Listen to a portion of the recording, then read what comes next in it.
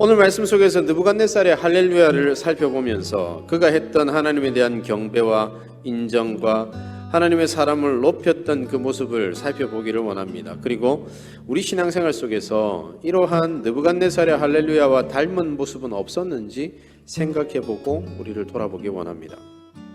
첫 번째, 느부갓네살의 할렐루야는 하나님을 경배하는 것이긴 했지만 그 경배가 그 삶 속에서 지속적으로 드러나지 못했다는 한계가 있습니다. 여러분, 하나님을 경배한다는 것은 어떤 의미를 가지고 있습니까?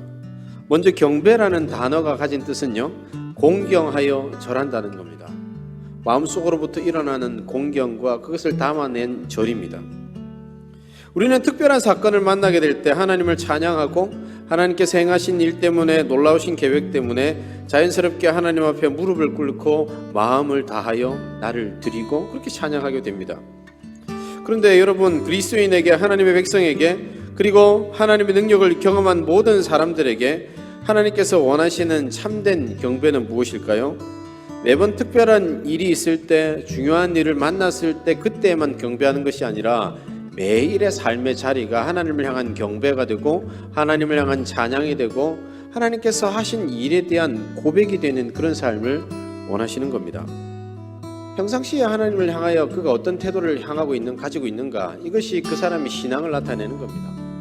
좋은 일을 경험했을 때 하나님을 찬양하는 것 아무나 할 수 있습니다. 지극히 힘들고 아프고 어렵고 죽을 것 같은 상황에 하나님께 기도하는 것 또한 아무나 할 수 있는 겁니다. 그때는 기도 안 하는 게 이상한 거예요. 그런데 여러분, 평상시에 이 감사와 찬양과 경배가 하나님을 향한 공경과 하나님이 나의 모든 것 되십니다, 그 고백으로 살아가는 자의 삶, 이것을 하나님께서 원하신다는 겁니다. 그런 측면에서 느부갓네살의 할렐루야는 하나의 이벤트이기는 합니다. 그러나 이벤트로 끝나버립니다. 사랑하는 청년 여러분, 우리는 하나님 앞에 어떠합니까? 혹시 느부갓네살의 할렐루야처럼 한 번의 특별한 이벤트로 하나님을 섬기고 있지 않습니까? 두 번째, 느부갓네살의 할렐루야가 가진 의미가 뭐냐면, 그는 다니엘의 하나님을 인정했지만 살아계신 유일한 하나님으로 받아들이지는 않았습니다. 다니엘을 통해 자신의 꿈에 관한 모든 비밀을 듣고 난 직후에 그는 이전까지의 모든 생각을 바꾸게 되었습니다.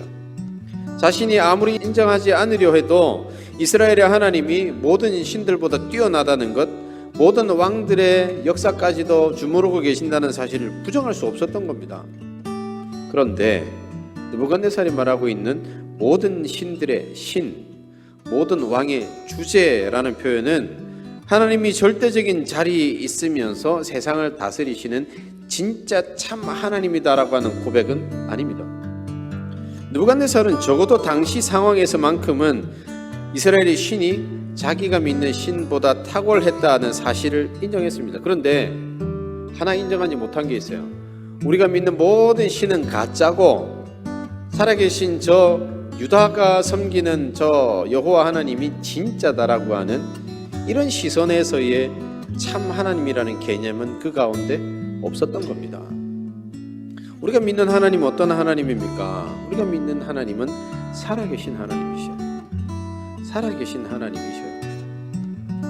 세상 것들과 비교해서 내가 기독교를 선택한 것이 아니라 세상에 여러 가지 종교가 있고 여러 가지 믿을 만한 것들이 있겠지만 그 것들 중에서 참된 평안을 주시는 하나님이 나를 이 자리 가운데 이끄셨다는 고백이 우리 예배 자리 가운데 있는 겁니다. 사랑하는 청년 여러분, 혹시 우리가 느부갓네살 왕의 할렐루야처럼 그렇게 신앙생활하고 있지 않습니까?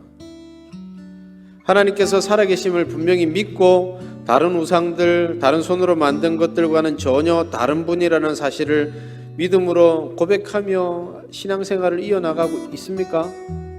내가 만약 하나님만이 참 살아계신 하나님이시고 하나님만이 나에게 구원을 주시는 능력이시고 하나님만이 이 어렵고 힘들고 지치고 아프고 눈물 흘리는 이 세상에서 참된 평안을 주시는 하나님이다라고 고백한다면 우리의 모든 삶의 순위는 하나님이 되어야 됩니다.